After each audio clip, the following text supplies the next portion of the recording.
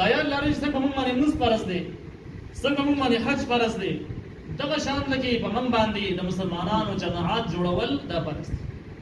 او چې سم مسلمانانو باندې جماعت فرض دی، لکه څنګه چې پیغمبر صلی الله علیه وسلم فرمایي ید الله علی الجماعه، مسلمانانو ته چې امداد حاصلېږي هغه حاصلېږي چې کله جماعت شي وډل شي. جماعت چې جوړېږي نو دې کې به مشران کشران جوړېږي، هغه څنګه جوړېږي؟ قرآن د هغې ذکر کړی دی، طالوت واقع ذکر کړل د جالوتو چې کله شمویل علیه السلام د جبابرو خلاف لښکر وکړو او هغې باندې حملې کولې، نو جهاد په دوران کې هغوی ته د یو امیر ضرورت و چې ځوان سړی جهاد کولی شي، ځکه شمویل علیه السلام ضعیف شوی و. نو په هغه ټیم کې شمویل علیه السلام د خپل قوم مطالبه د جهاد وکړه چې موږ دپاره امیر پکار دی. نبي نو هغه شمویل علیه السلام ته الله تعالی د وحي په ذریعه باندې وښودل چې طالوت چې کوم دی د ستاسو مشر شو. خلک راپاسې د هغې باندې اعتراض وکړو چې دا غریبي کورنۍ سره تعلق لري، دا مال نه لري او د ده صلاحیتونه کمزوري دي په نسبت د غټو مالدارانو خلکو باندې، سرمایه‌داران نه فکر د هغوی هم وو، نو په دې وجه باندې دې مشر کېدی نه شي. نو شمویل علیه السلام د هغې تردید وکړو چې نه، د بشرۍ لپاره چې کوم صفات دي هغه به طالوت کې موجود دي. څنګه موجود دي؟ الله تعالی دې له زیات علم ورکړی دی، غټ مضبوط جسم یې ورکړی دی، واصطفاه دی غوره کړی دی په نور خلکو کې. یعنې دې ذکر کې د طالوت د مشرۍ لپاره درې دلایل ذکر شو. یو دا ده چې علم لري، په شرعي علوم باندې پوهېږي. دویم دا ده چې جسم یې مضبوط دی، په جهاد کې روغ جسم پکار دی چې په کافرانو باندې روغ راولي او د هغوی سره مقابله وکړي، د هغې لپاره صحت پکار دی. او دریم دا ده چې واصطفاه الله غوره کړی دی، یعنې دا سړی نیک او بزرګ انسان دی، په خپل علم یې عمل شته.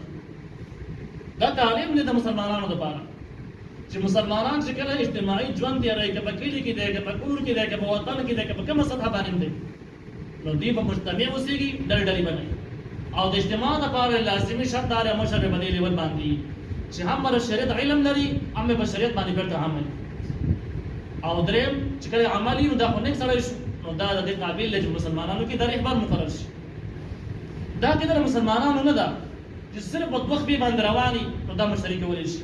خوا که دا زنانه ده، خوا که کافر دی، خوا که دا لیونی دی، شریعت ته دې خبرو اجازه نه ده ورکړې. نن په دې مسایلو کې 100% د قرآن خلاف روان، او همدغه وجه ده چې نظام حاکمیت هغه څیز دی چې دې ته توحید بالحاکمیت ویلی شوی دی، او د دې مخالفت ته شرک بالحاکمیت ویلی شوی دی. بیا یو شرعي حکم چې کله په هغې باندې عمل وشي، تعلق د نظام سره وي. حدیث مبارک الفاظ هغې مفهوم دی چې د یو شرعي حکم سره په دنیا باندې په ځمکه باندې سل برکتونه راځي، سل رحمتونه راځي.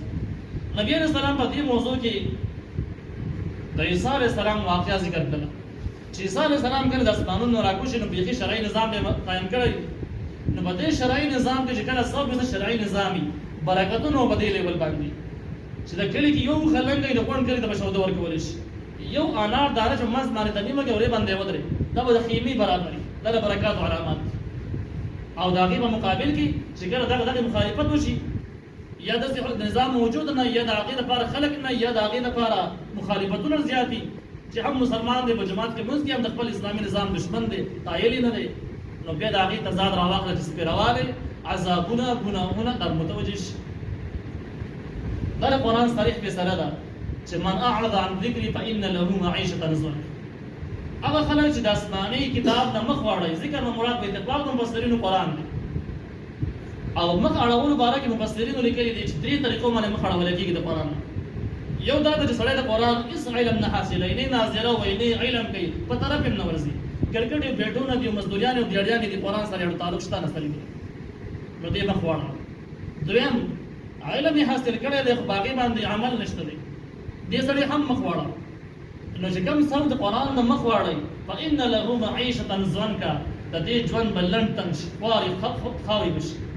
خپل ژوند باندې به دې مطمئن دی، که مالدار یې مالدارۍ کې به بېوسري، که غریب په غریبۍ کې به بېوسري، که بیمار یې بیمارۍ کې به بېوسري، که صحتمند یې په صحت کې به بېوسري، انتهایي به وارخطا وي. اطمینان او سکون په هېڅ صورت باندې حاصل نه کړي. الله وایي وسنحشره یوم القیامة اعمى، قیامت په ورځ باندې به دا خلک روند راپاڅو، سترګې بېکاره هم نه چې کوم قرآن نه مخ اړولی. نو چې الله تعالی وایي د دنیاوي ژوند به یې لنډ تنګ شي، نو ته به د کوم ځای کې دا ژوند برابر کړي؟ بیا داسې عقیده لرې چې یاره دا به د چاینا نه فارموله راشي، او دا به د پلانکس کې نه راشي قرآن په دې باندې کې لږ مهر لګولې اسلام لستین سره کاله مخکې چې چا د قرآني نظام نه قرآني احکام نه مخ اړولې دي فإن له معيشة ضنكا ځوان به لړ تنګ یو تی وسله ځوان پراخ کولای کې څنګه کولای شي دیم برا ده خو اخیرانه یو اعلان دا وایي